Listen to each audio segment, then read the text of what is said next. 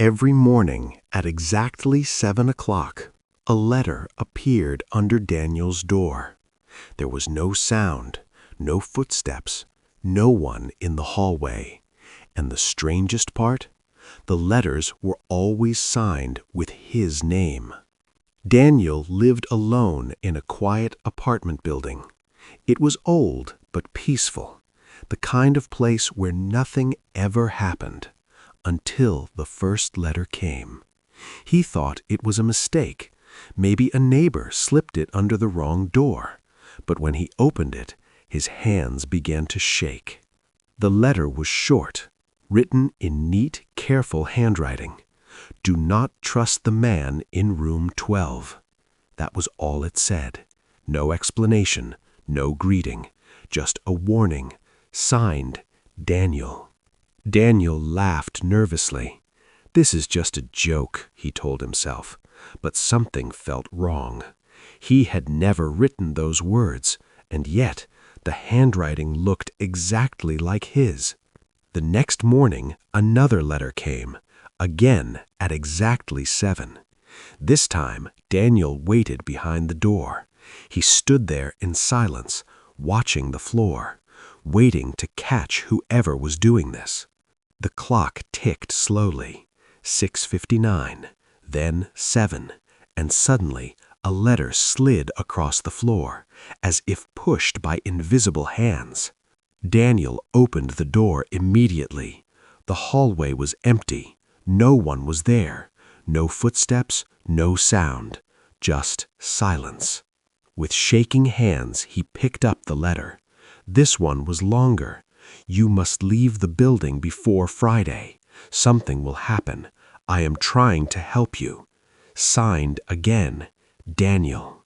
Daniel felt a cold wave move through his body. Friday was only 3 days away. He didn't believe in ghosts. He didn't believe in strange warnings, but he could not ignore this. That night, Daniel decided to investigate. He walked through the building slowly, past old doors, past silent rooms, until he reached room 12. He stood in front of the door, remembering the first letter. Do not trust the man in room 12. Daniel hesitated, then knocked. The door opened slowly. A tall man stood inside. His face was calm, but his eyes felt cold. "Can I help you?" he asked. Daniel forced a smile. "I just moved in," he said. "I wanted to introduce myself."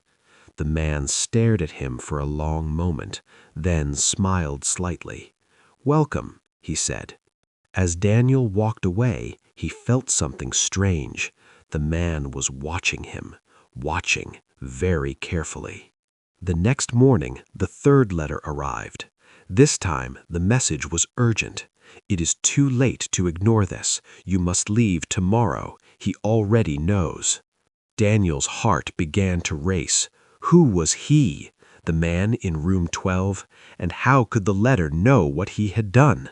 That night, Daniel could not sleep. Every sound felt louder. Every shadow felt alive. And at midnight, he heard footsteps outside his door. Slow, careful footsteps. Then silence. Someone was standing outside, waiting. Daniel did not move. He held his breath. Then a soft voice whispered, "You should have listened." The next morning, there was no letter. For the first time, nothing came. And somehow, that was even more frightening. Later that day, Daniel packed his things.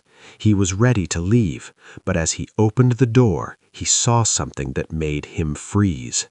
A final letter, already in his hand. He did not remember picking it up. Slowly, he opened it. Inside, only one sentence was written. "You waited too long."